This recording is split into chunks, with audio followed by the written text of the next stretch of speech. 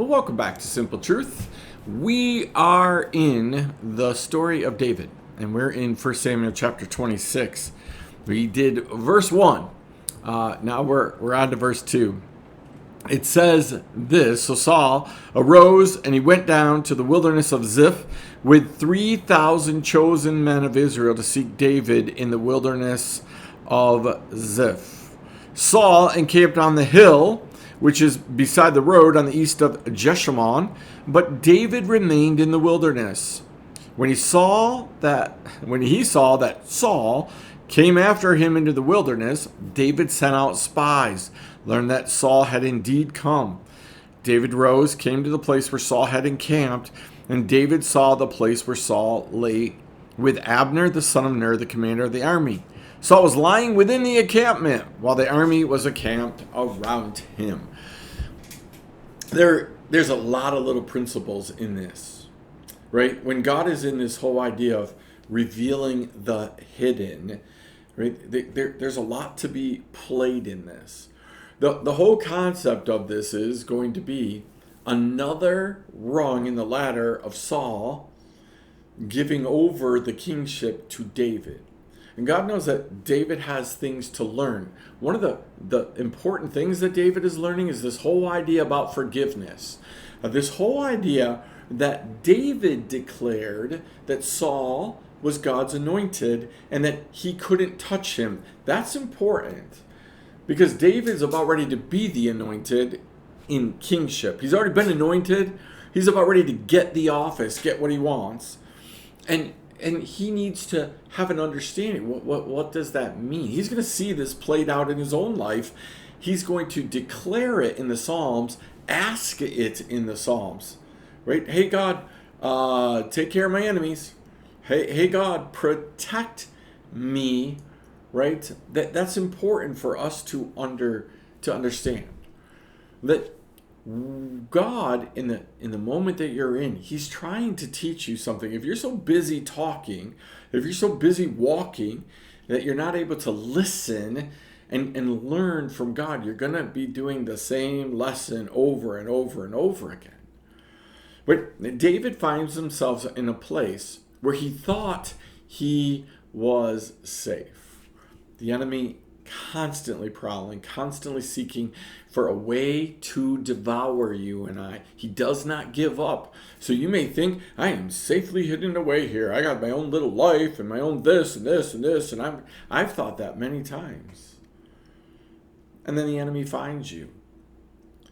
The enemy will find you because God has a desire to reveal the hidden things. That's not always bad. You know, sometimes the things that God hides away are good. The good blessings, the good promises, the good thing. He's hidden that away from those who are on the outside. And God's about ready to reveal it. God's about ready to bring it forth. God's about ready to show. God's about ready to have some learning time. Like that's what God does. And so David, first of all, he sends out some spies to decide whether it's true. Is Saul really coming after me? There's a great lesson there for you and I. Only we don't have to send out spies. We can just simply ask God, God, is this real? I've done this recently and several things, right? That God, is this real? Is this person really out to get me? Or are they just talking? Is this person really out to get me? Right? Are they just mad? They're upset. They're angry at the moment, and it'll get over it. There's a difference between having an enemy for a second and an enemy for a lifetime. Right? The enemy for a second can do a lot of damage.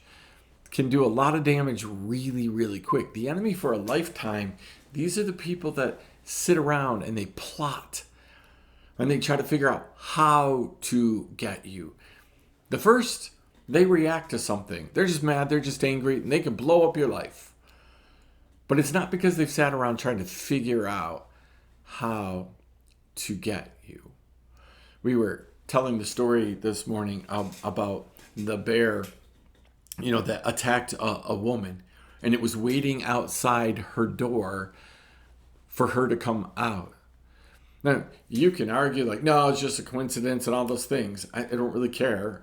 The door was there. The woman was coming out the door. The bear was waiting for her. Right? That's exactly what the enemy does. He's waiting. He's waiting to devour you. He knows your habits. He knows what it is that you do, how you think, where you go, all these things. He watches you. The song in the 80s, I always feel like somebody's watching me. That's a really relevant song. There is somebody always watching you. We don't live in fear of that. There's just a truth about it. And so David first says, hey, is this a true statement? He finds out it's a true statement.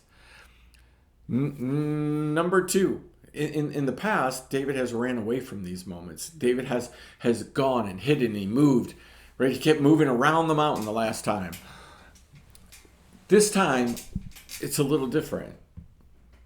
It ends up being the same kind of story, totally different ways of getting there. The first one, David's hiding in the cave, and Saul comes into the cave to go to the bathroom. This one, the Bible specifically says David rose and he came to the place where Saul was encamped. David went to Saul. David left his hiding and went to confront the giant. Only this time it wasn't Goliath. This time it was Saul. Can I leave you with that point? The point that sometimes we remain in hiding. Sometimes we keep hiding. Sometimes we leave the hiding and we go to the enemy. What a crazy story this is. Right? Who would ever go to the enemy who has 3,000, by the way, trained, armed men ready to fight? Who goes to the enemy's camp? I talk about it all the time. Maybe a lot of time. Want to be somebody who plunders the enemy's camp. Want to be somebody who recognizes the enemy, recognizes the enemy's camp, and when God says go, is able to come in and plunder the enemy's camp, rather than just always sitting and hiding, waiting for him to plunder ours. So again, where are you in the story? Can you see yourself? Do you understand the story? Are you in tune with God so that if he says, I'm about ready to reveal the hidden stuff, your hand is up. All right, God, yep, choose me. Here I am. Let's do it. Right? Don't wait for the enemy to reveal the hidden things. Work with God on revealing the hidden things. We'll see you next time, right here. Simple Truth